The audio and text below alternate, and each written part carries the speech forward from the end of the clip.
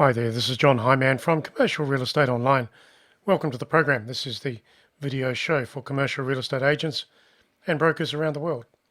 There are ideas here that you can use in commercial real estate brokerage in your location with your brokerage activities. So this is the video show. And of course you can visit our website, which is commercial-realestate-training.com. And so for today, the topic is the keys to a better commercial real estate listing. So it's time for you to grab a coffee, come back and listen to the program, and I'll take you through what I believe are the keys to a better commercial real estate listing.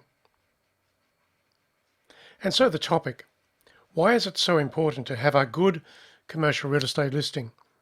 A top listing that is controlled and optimized for conversion.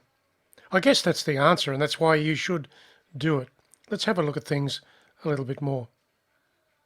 So the keys to a better listing, what are they? In commercial real estate today, the competition for business and market share will drive some desperation when it comes to listings. In other words, you can push yourself too far. You can perhaps offer discounts or special deals to get a listing on board. That's not the way to go. The fact of the matter is that desperation does not produce quality in the listings that you require. Desperation doesn't produce a good quality property listing or a good quality commercial real estate career. Think about it. Build your business off of quality listings, better clients, top transactions, and the property listings that you really want, not the average ones where you've had to give discounts. So the keys to a better commercial real estate listing, what are they? Well, when it comes to listing a property, you should not do any of the following. The big one is discount your commission. There is no need. If you are a top agent, there is no reason to discount your commission. Sell your services from a base of professionalism and relevance.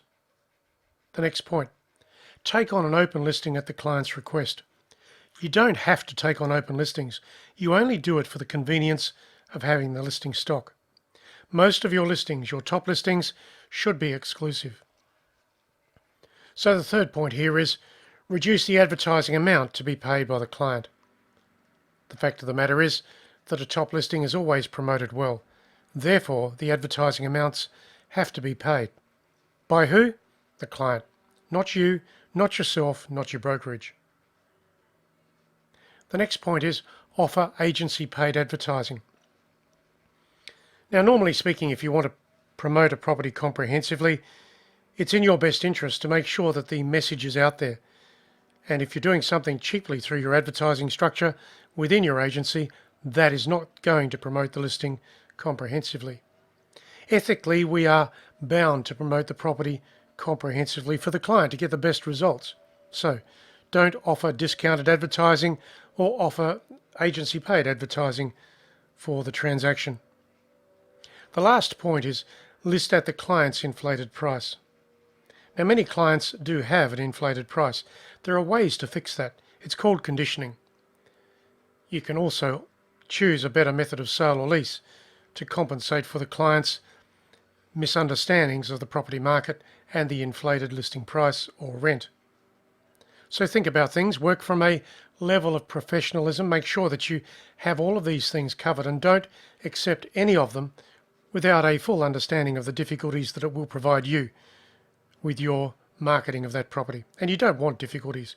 You want good listings, controlled listings, well-marketed properties, comprehensively structured for the target market.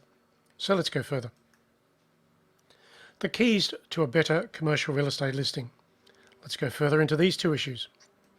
Now, I know that there are exceptions to the rule. Maybe you just have to have one particular listing. That's okay. And maybe it has to be open. That's fine. But far too many agents will do many of the things I've just mentioned just to get the listing. You don't want to cut corners on too many things simply for the sake of having the listing. These agents that cut corners, they then finish up with something that is harder to market, and they then have little interest in the property promotion because their commissions may be half what they normally should be, etc. Or maybe there's no marketing there and the agent hasn't got the time to cover off the local area and the target audience through direct marketing. So discounts and shortcuts don't provide a comprehensive result in a timely way for the client. And the client needs to understand that. So pitch your services accordingly. Going further. So the keys to a better real estate listing. The fact of the matter is that you must believe in your listings and your clients. Work from a case of confidence, connection. Make sure the clients can see your clear recommendations and why that is the case. That's why exclusive listings are really important. You can control the listing stock, get the results, focus on the target audience, and give the client the best slice of your time possible for the listing in the market, given the market circumstances. In commercial real estate agency, 20 exclusive listings are worth far more to you than 50 open listings. 50 open listings just can't be serviced anyway, and you can't control the listing stock, so why would you want them? It's better to have 20 exclusive listings, or maybe 15. But converting those listings at least 75% of the time is the way in which you should work on things. When a client tries to force you to take on the listing on their terms, what do? How do you handle the circumstances? What would you say? You have choices. You are the agent. You are the one with the skills, the market share, the contacts, the database even. So you can control your response to the client. Let's go further. The keys to a better commercial real estate listing. The basic logic is that you should have a set number of conditions that you apply to every listing that you bring into your agency. For yourself, devote your time to the agency, the listings, the things that you believe in. These are the must-have conditions that you will require before you take on the client and the property. What are they? Well, here's my list to help you. Number 1, a firm and fair commission that reflects the amount of work that you will be putting into the property, the time, the commitment, the target marketing, the local area coverage. A firm and fair commission. Number 2, the right method of sale or lease that you know is required to attract the right level of inquiry. Now, it's just not a matter of promoting something randomly. Choose the best method of sale or lease that taps into the audience, the target audience of tenants or buyers, as the case may be. Tap into it directly.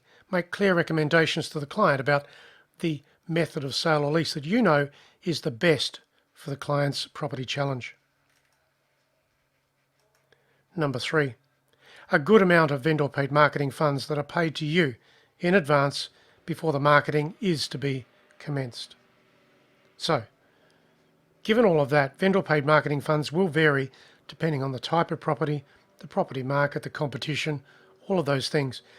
There is no marketing rule to how much the dollars spent should be in promoting the property, but there should be a few guidelines so that you tap into the target audience online, directly, and through traditional newspapers. Let's go to number 4. An exclusive agency that gives you the right amount of time to reach the market and find potential buyers and tenants, as the case may be. That's the message, exclusivity, so that you can get in contact with the right people and control the transaction from start to finish. Number 5, a committed vendor or client that knows the marketing effort is to be focused and direct. They have prepared the property for promotion and marketing to help your efforts in advertising and the direct contact of prospects. It also pays to tell the client exactly who your prospects are, where they're coming from, or the type of prospects, and how you are going to engage in that. So when you think about it, I've mentioned 5 different things here for you. They are the strategies to get away from giving discounts and other cheap solutions to your client simply to win the listing. You don't really want a listing that you don't believe in. So, keep control of the listing stock and be prepared to walk away from a listing if the client is too demanding on discounts or cutting corners, etc. When you have these things confirmed and supported by a legal and correct appointment to act as an agent, you have something to work with and convert. As I said earlier, exclusivity, you only need 15 to 20 listings like that, and you should be converting at least 75% of them in a timely way. That takes effort. That's why you can't have open listings. You simply shouldn't be wasting your time on open listings. You can devote real time to the promotion of the exclusively listed property. So, let's look at this summary for you. The client wants results, and it's up to you to show them how that will be done. Show them exactly how you'll be tapping into the right people in the right way, in a timely way. Drive the listing forward with dedicated effort and directed thoughts and negotiations. So that's the end of this particular video. Of course, you can visit our YouTube channel and see all the other videos online relating to commercial real estate brokerage around the world. The website is commercial-real-estate-training.com. This is John Hyman. I'm signing off for now. Thank you for listening to the program, and I'll catch you again very soon online on YouTube, at the podcast channel, or at the website. This is John Hyman signing off for now.